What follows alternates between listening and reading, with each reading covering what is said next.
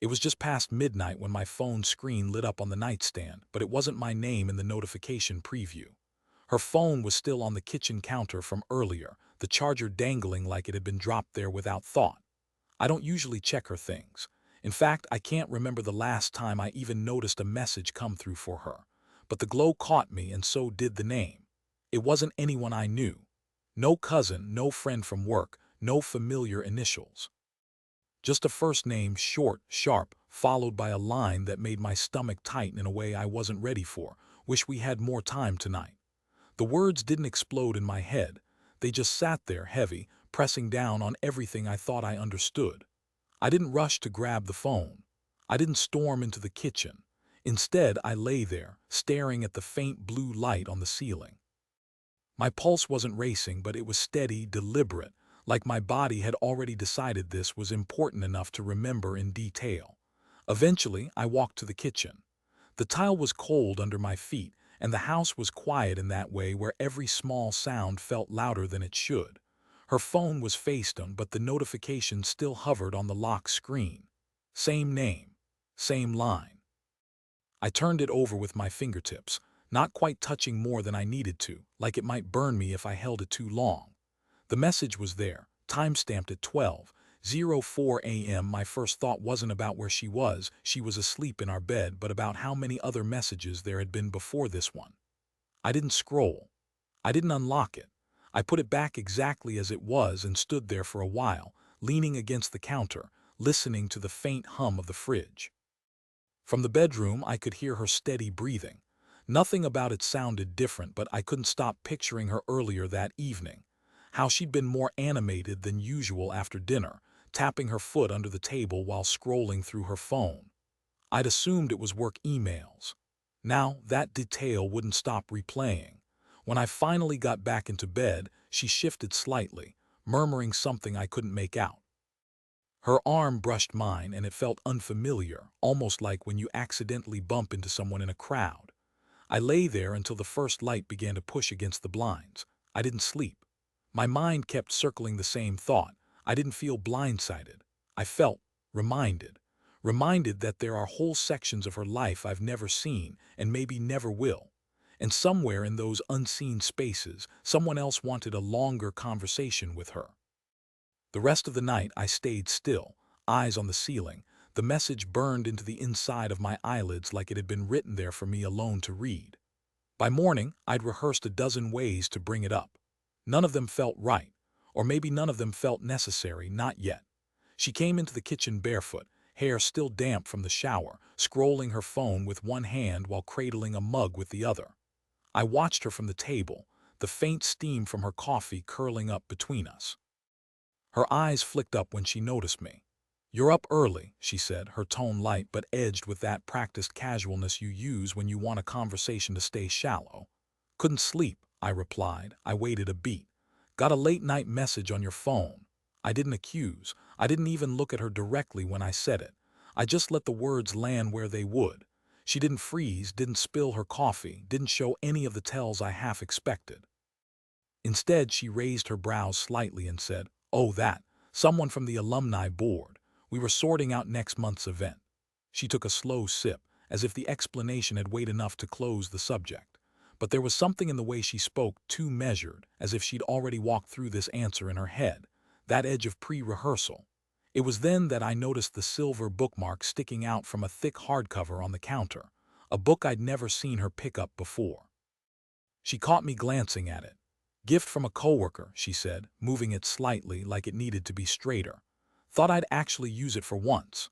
I nodded, though the bookmark felt less like a reading tool and more like a placeholder, not just for paper but for some other unspoken thing in her life. The conversation slid back into neutral territory, whether the grocery list, some neighbor's landscaping choice. But I kept thinking about how that bookmark had been placed so carefully, as though it wanted to be noticed. She left for work with her usual quick goodbye, the scent of her shampoo still lingering in the kitchen. I sat there for another half hour, coffee cooling beside me, staring at the closed book. It wasn't about the late-night message anymore. It was about patterns. The small, almost invisible shifts in how she moved through the space we shared. The way she avoided looking directly at me when answering, the precise wording, the subtle rearranging of things that didn't need rearranging. I reached for the book, slid the silver bookmark out just enough to see the page number. 112. No reason that should mean anything, but the act of checking felt like crossing a line I hadn't crossed before. I pushed it back in, exactly where it had been, and set the book down. Somewhere in all this, I realized, I wasn't looking for proof. I was collecting reminders. Reminders that she could be in the same room with me and still be somewhere else entirely. The shift didn't happen with a slam of a door or a sudden change in tone. It was smaller than that, quieter. One evening, I went to upload a few photos from my phone to our shared cloud account, the same one we'd been using for years without a second thought. But when I tapped on her folder, a lock icon appeared. A small, gray padlock where there had never been one before. No message about why, no notification, just the quiet fact that I no longer had access. I sat there with the phone in my hand for a long time, staring at that tiny symbol. It wasn't the lock itself that caught me, it was the absence of a conversation about it. If she'd changed the settings for work reasons, for storage limits, for anything, she could have mentioned it in the same breath as asking me to grab milk. But she hadn't. The next morning, the silver bookmark was on the kitchen table. Not in the thick hardcover from before, but in a slim paperback I didn't recognize. The way the early light hit it, the metal edge caught and held the sun like it was calling for attention. I poured my coffee and didn't touch it. She breezed through the kitchen in a rush, glancing at the clock, gathering her bag. I asked nothing about the lock icon.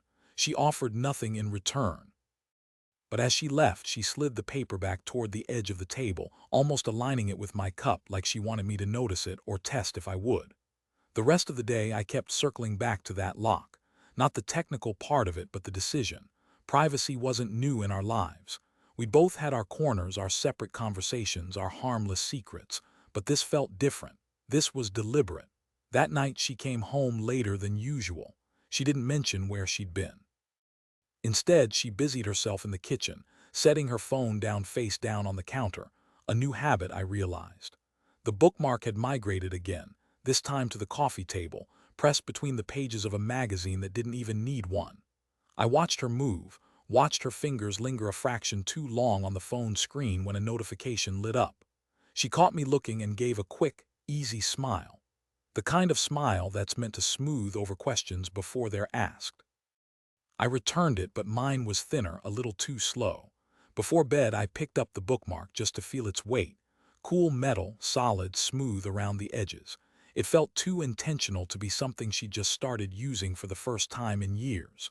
When I set it down, I realized I was no longer wondering if something was different. I was wondering how long it had been this way before I noticed. By the weekend, I decided to test the water. Not a confrontation, just a small nudge to see how she'd respond. We were standing in the hallway, her coat half on, shoes in hand. I asked casually, "So what's your weekend looking like?" She didn't hesitate. In fact, her answer came too quickly, too clean. A detailed itinerary, errands in the morning, lunch with a coworker, browsing a new boutique downtown, maybe coffee afterward. Every hour accounted for, almost like she was reading from a script she'd rehearsed. I just nodded, letting her fill the silence with more detail than I'd asked for. That night we were on the couch. She was scrolling her phone, a faint smile tugging at the corner of her mouth. The television played in the background, but neither of us was really watching. Then a sound, that short, distinct ping, came from her phone. I glanced over, not moving my head, just my eyes. The message preview lit the screen. She didn't look at me. Instead, she tilted the phone toward herself and in one practiced motion flipped it face down. But not before I caught the shape of a name. Not the same as before, but just as unfamiliar. Her thumb rested on the silver bookmark in her lap, the edge pressed lightly against her skin. She wasn't reading. She hadn't been for a while. The book itself was closed, but the bookmark sat halfway inside, angled, as though she'd put it there for no other reason than to keep her fingers occupied. I watched the movement, the way she traced its edge slowly, over and over like a coin she couldn't let go of. Her eyes stayed on the television, but her focus was somewhere else entirely. I didn't say a word. I didn't ask who it was. Instead, I let the quiet stretch until the only sounds were the flicker of the TV and the faint, almost imperceptible tap of metal against her nail. Later, when she got up to make tea, she set the bookmark on the arm of the couch, just for a moment. I reached for it after she left the room, holding it between my fingers the same way she had. It felt smaller in my hand, lighter, as if the weight I'd given it in my mind wasn't really there. She came back in, mug in hand, and the moment her eyes landed on me holding it, she reached for it with a smile that didn't quite touch her eyes. "Thanks," she said, slipping it back into the closed book. "We didn't talk about the message. We didn't talk about anything that might touch it." But the silence around it felt as solid as the metal I'd just been holding. It happened by accident, or at least that's what I tell myself. She'd left for work in a rush, coffee half finished on the counter, scarf still hanging on the chair. An hour later, I noticed her tablet sitting on the desk in the spare room, the one she usually carried with her. I should have left it alone. That's the line I'd always held, the one I'd told myself mattered. But the moment I saw it, I thought about that lock icon on the cloud account, about the late-night messages, about the way her thumb lingered on that silver bookmark like it was some kind of tether. I sat down, powered it on.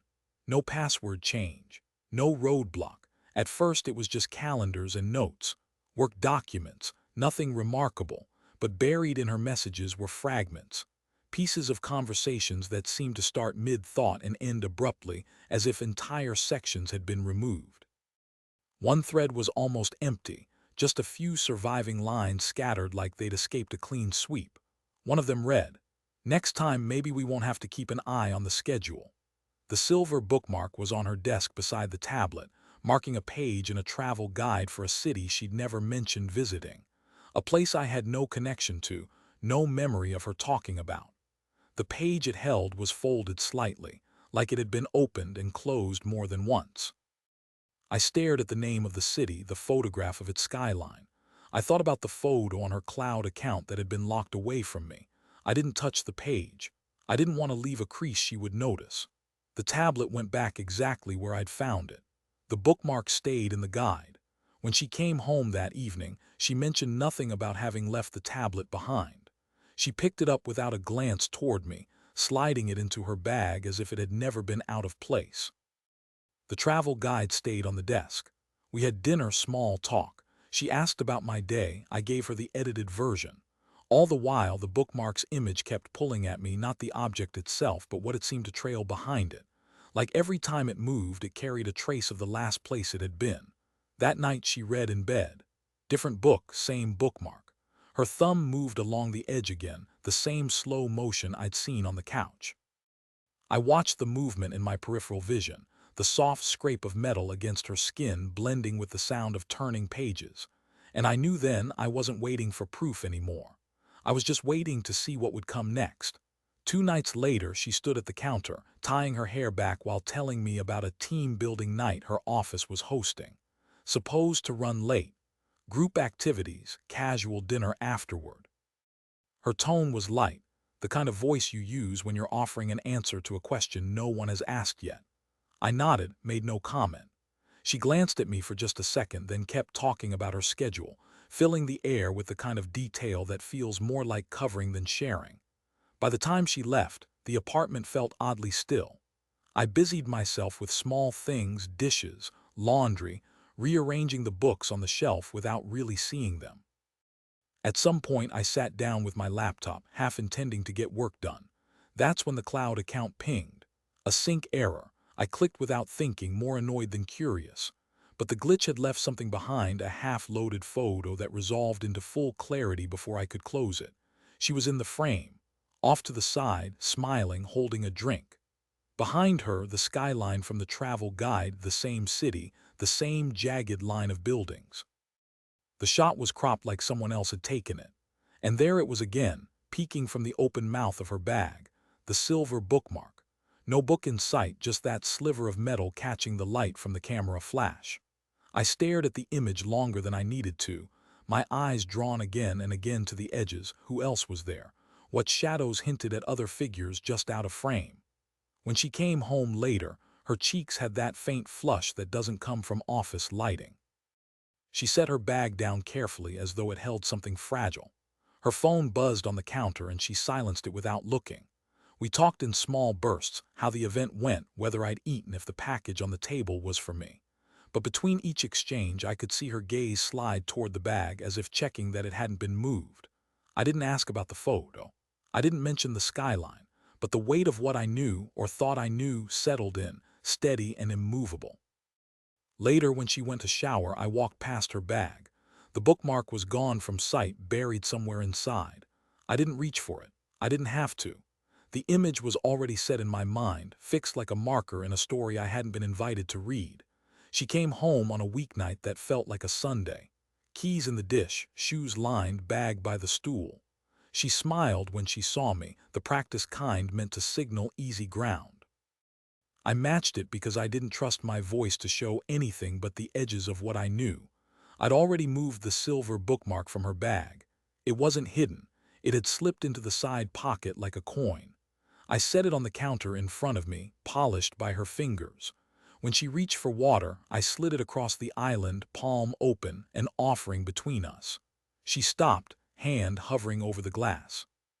She looked at the bookmark as if it had spoken out of turn, then lifted her eyes to me, searching for the shape of a question that wasn't coming. "I think this is yours," I said, voice even. The sentence felt too formal for the room, like we stood in a lobby instead of our kitchen. Her jaw tightened.